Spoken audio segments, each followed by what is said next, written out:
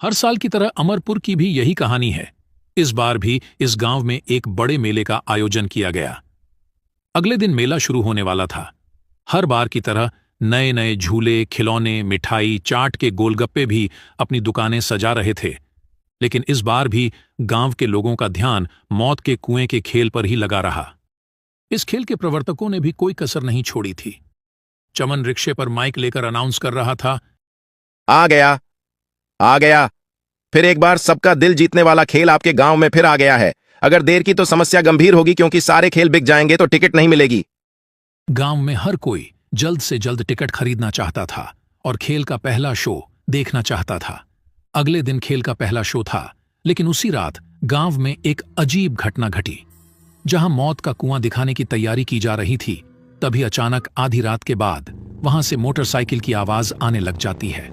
अचानक बच्चा बोलता है, पापा पापा जागो, देखते नहीं, मौत के कुएं का खेल शुरू हो गया है, देखते नहीं। बेटे की आवाज सुनकर दोनों जाग जाते हैं। अरे क्या हुआ रमेश, इतनी रात को जाने की बात कर रहे हो? माँ, हमने तो उस मौत के कुएं का टिकट ले रखा है, देखते नहीं वो खेल शुरू हो गया है। मोटरसाइकिल की आवाज आ रही है ना। अभी रात है, वो खेल कल शाम से शुरू होगा। पर ये आवाज कैसी है मम्मी? अरे कुछ और आवाज होगी, चलो सो जाते हैं। रमेश सो गया, लेकिन जैसे जैसे रात बीत रही थी मोटरसाइकिल की आवाज बढ़ती जा रही थी। कुछ देर बाद मोटरसाइकिल की आवाज आनी बंद हो गई और वहां से एक महिला और बच्चे के रोने की आवाज आने लगी। वह आवाज गूंजी और उसके माता पिता जाग गए। इस बार उन दोनों ने भी उस आवाज को सुना। वे सभी बहुत डरे हुए थे। वे उस स्थान पर जाना चाहते थे, लेकिन वे हिम्मत नहीं जुटा पा रहे थे। अगली सुबह जब उन लोगों ने यह बात गांव वालों को बताई, तो किसी ने भी उनकी बातों पर ध्यान नहीं दिया, क्योंकि उनके अलावा किसी ने वह आवाज नहीं सुनी थी। शायद ऐसा इसलिए भी था क्योंकि उनका घर मेला के मैदान के पास ही था। उसी दिन शाम को महेश, उसके मम्मी पप्पा मेला देखने गए। चारों तरफ लोगों की भीड़ थी। कोई झूले पर बैठकर चिल्ला रहा था, कोई हाथ में नए नए खिलौने लिए मुस्कुरा रहा था, कोई जलेबियां देखकर लौट रहा था, कोई गोलगप्पे की दुकान पर गिने बिना गोलगप्पे खा रहा था। पर महेश को इंतजार था मौत के कुएं का। खेल शुरू होने पर भी काफी लोगों की भीड़ लग गई। लोग खेल शुरू करने के लिए कह रहे थे, तभी गाड़ी स्टार्ट करने की आवाज आई। गाड़ी चालक एक्सीलरेटर पर एक्सीलेटर बढ़ा रहा था। पूरे मेले में गाड़ी की आवाज गूंज रही थी। गाड़ी की आवाज से दर्शक उत्तेजित हो रहे थे। कई लोग सीटियां भी बजाने लगे। लेकिन इसी बीच लोगों ने देखा कि एक छोटी सी बच्ची मौत के कुएं में बैठी रो रही है। लोग चिल्लाने लगे, ये किसकी बच्ची है? इससे पहले कि कोई उस बच्ची को बाहर निकालता, लोगों ने देखा कि अचानक एक महिला भी कुएं के अंदर आ गई। उसका चेहरा काफी डरावना लग रहा था। वह लड़की जाकर उनकी गोद में बैठ गई। लोगों ने देखा कि जब वह रो रही थी तो उनकी आंखों से आंसू की जगह खून निकल रहा था।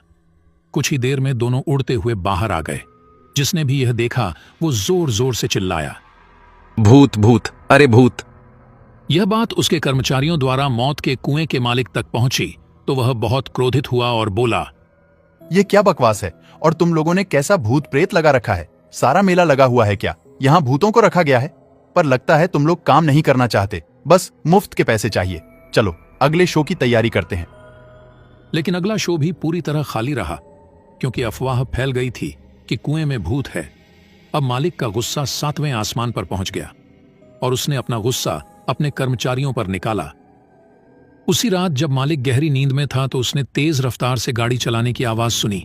उस आवाज से उसकी नींद खुल गई। वह गुस्से से बुदबुदाने लगा। जैसे ही वह वहां पहुंचा, उसने जो देखा उसे अपनी आंखों पर विश्वास नहीं हुआ। उसने देखा कि एक आदमी लगातार मौत के कुएं में गाड़ी चला रहा था। उस आदमी ने अपना सर नीचे कर रखा था। मालिक ने उसे आवाज लगाई, लेकिन गाड़ी चालक ने कोई जवाब नहीं दिया। उधर ये आवाज आसपास के पूरे गांव को सुनाई दी। हर कोई सोच रहा था कि इतनी देर रात ये कैसी आवाज आ रही है। सबको डर लग रहा था। फिर भी कुछ लोग हिम्मत करके गांव में एक जगह जमा हुए। मेरी बात सुनो, हम सबको सरपंच के पास जाना चाहिए। सरपंच को लेकर मेले के मैदान में जाना चाहिए। राहुल की बात तो सही है, वैसा ही करना होगा। सारे लोग सरपंच के घर जाने लगे। सरपंच के घर के पास सारे लोग पहुंच गए। एक ने सरपंच को आवाज लगाई, सरपंच जी, अरे सरपंच जी। सरपंच बाहर आते हैं। अरे क्या हुआ? सारी बात सरपंच को बताते हैं। फिर सरपंच और सारे लोग मेले की तरफ निकलते हैं। साथ में रमेश और उसके पप्पा भी थे। सरपंच के साथ मेले में पहुंचे। वहां भी उन्होंने वही नजारा देखा जो मौत के कुएं का मालिक देख रहा था। वह आदमी अभी भी लगातार गाड़ी चला रहा था। तभी अचानक से वही महिला और बच्चा वहां आ गया। सारे गांव वाले उस महिला और लड़की को ध्यान से देख रहे थे। तभी गाड़ी सवार युवक के शरीर सिर से खून निकलने लगा। उसके खून से मौत के कुएं की पूरी दीवार लाल हो गई थी। कुछ देर बाद महिला और बच्चा इसी तरह रोने लगे। अब सभी ग्रामीणों की हालत खराब हो गई है। कोई नहीं समझ पा रहा था कि ये कौन लोग हैं। तभी मौत के कुएं का मालिक फिर चिल्लाया, सुन नहीं रहे हो? कौन हो? लोगों को क्यों डरा रहे हो? मेरे खेल को बदनाम क्यों कर रहे हो? जल्दी यहां से भागो। मालिक की बात सुनकर गाड़ी सवार सर उठाता है। उसे देखकर मालिक की आवाज लड़खड़ाने लगती है। पेंट भी गीली होने लगती है। अरे जानते हो ये कौन है? तभी गाड़ी सवार गाड़ी रोकता है और कहता है, क्यों बॉस, आप बताएंगे या मैं उन्हें बताऊंगा? क्या बताऊं? मुझे कुछ नहीं पता। फिर विक्रम ने बताना शुरू किया। गांव वालों, मैं दुष्ट आदमी हूं। मेरे सीने में कलेजा नहीं है। मैं तो जानवर हूं। मेरा नाम विक्रम है। मैं पिछले साल तक इसके साथ काम करता था। आप जानते हैं कि मौत के कुएं में गाड़ी चलाना हर दिन मौत को गले लगाने जैसा है। मैं हर दिन अपनी और अपने परिवार की जान जोखिम में डालकर गाड़ी चलाता था, लेकिन उस दिन शायद मेरा दिन खराब चल रहा था। किसी और गांव में मेला लग रहा था। मैं अपना खेल दिखा रहा था कि अचानक गाड़ी की टक्कर हो गई और मेरा सर कुएं की दीवार से जा टकराया। खून लगातार बहता रहा और मैं बेहोश हो गया और फिर मेरी मौत हो गई। तो मैं मेरी शक्ल का भूत बन गया। मौत के बाद मेरी पत्नी और मेरी नन्ही बेटी के सामने जीवन बेहद मुश्किल हो गया था। एक दिन वह मालिक के पास गया और कुछ पैसे मांगे, लेकिन उसने मदद नहीं की और उसे भगा दिया। दोनों परेशान होकर बाहर चले गए। मेरी पत्नी ने दूसरी जगह काम करने की कोशिश की, लेकिन कोई काम नहीं मिला। लोग उसको कोई काम नहीं दे रहे थे। इधर उधर भटकते ही रह गए।